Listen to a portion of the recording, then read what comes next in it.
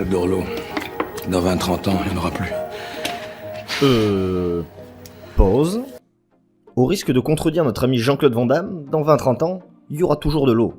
En fait, il y a à peu près autant d'eau sur Terre aujourd'hui qu'il y en avait il y a 3 milliards d'années, et qu'il y en aura probablement dans plusieurs millions d'années. Cette ressource est théoriquement inépuisable. Mais alors, pourquoi l'eau a tout pour devenir l'or bleu de notre millénaire ? Explication.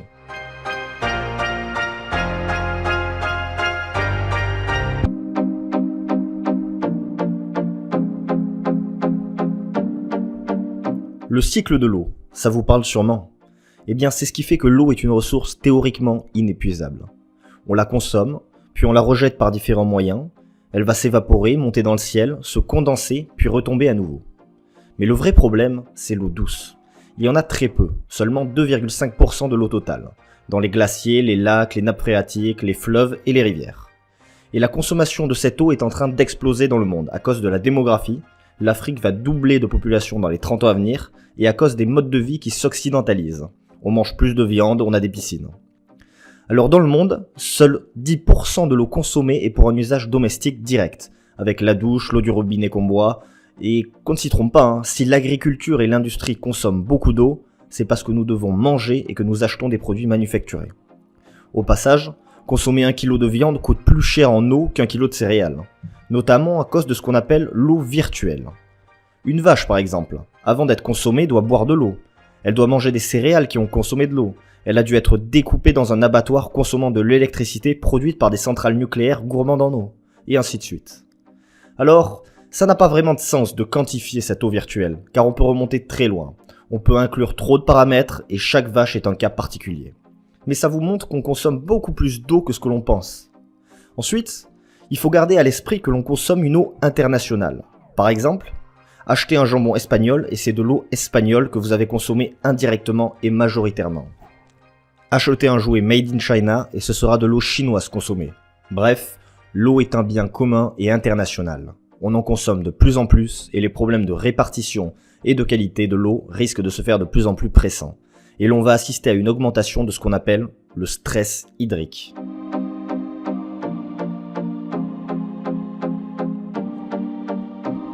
Évidemment, aucun pays n'a le même potentiel en eau.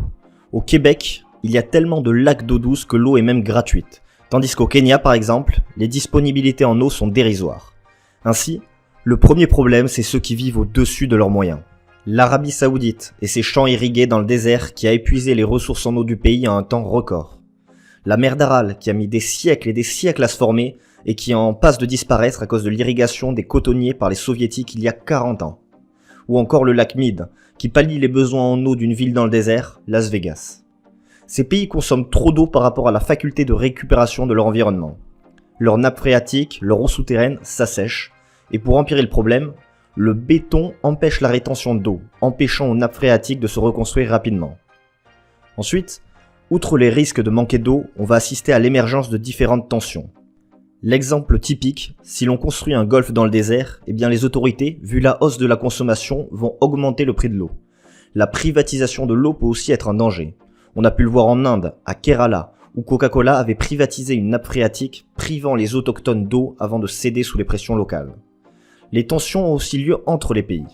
Un barrage ou une surutilisation de l'eau en amont du fleuve, et ce sont tous les pays ou les régions situées en aval qui risquent d'en souffrir.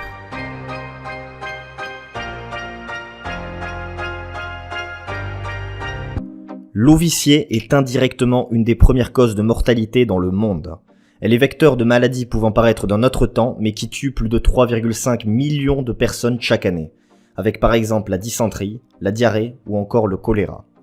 En premier lieu, on pointe du doigt les rejets directs des déchets dans les points d'eau. Les matières fécales, les viandes périmées ou les végétaux contaminent de nombreux points d'eau dans le monde. L'industrie n'est pas en reste avec le gaz de schiste américain, les textiles chinois ou bien d'autres usines du tiers-monde. L'agriculture, quant à elle, est mise en cause pour ses rejets de nitrates et de pesticides qui vont être absorbés par la terre jusqu'aux nappes phréatiques. Si la situation s'améliore, l'eau en Bretagne avait il y a encore quelques années un taux de nitrate bien trop élevé.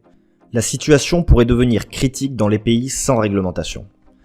Alors c'est vrai qu'on se rend compte que ce sont les pays pauvres qui sont le plus touchés par la pollution de l'eau, étant donné qu'ils ne disposent pas de stations d'épuration ou que leurs installations sont trop vétustes, occasionnant une perte de qualité, mais aussi de quantité avec les fuites. L'assainissement de l'eau résoudra sûrement beaucoup de problèmes, mais gardez à l'esprit que nous sommes tous responsables. Si vous achetez un t-shirt made in Bangladesh, les colorants utilisés pour sa fabrication vont être relâchés dans l'eau des fleuves bangladais. Vous voyez où je veux en venir? Nous leur donnons du travail, mais d'un autre côté...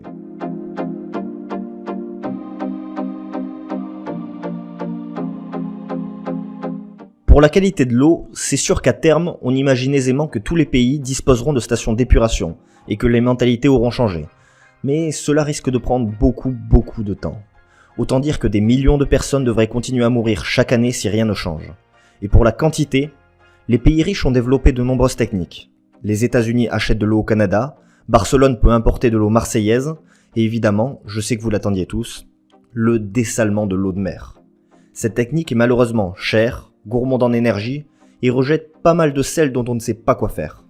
Quoi qu'il en soit, les progrès techniques constants font que les usines de dessalement devraient peu à peu s'imposer dans le futur, du moins pour les pays riches. Et en définitive, même si la France dispose de ressources aquifères relativement bonnes, si l'on enchaîne plusieurs sécheresses d'affilée comme celle de 2003, même nos nappes phréatiques pourraient s'assécher. Ne gaspillons pas, mais pas de fausses alarmes. Notre situation reste plutôt bonne comparée à pas mal de pays.